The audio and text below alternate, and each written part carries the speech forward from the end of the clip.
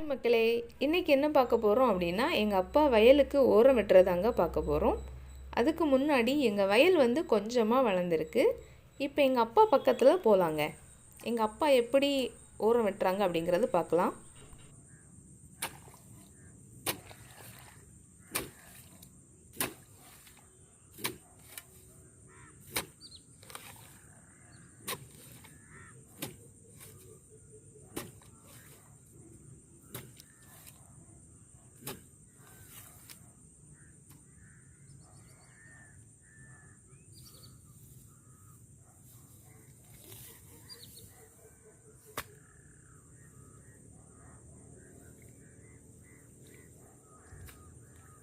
எங்கள் அப்பாவோட உழைப்பை பார்த்தீங்களா?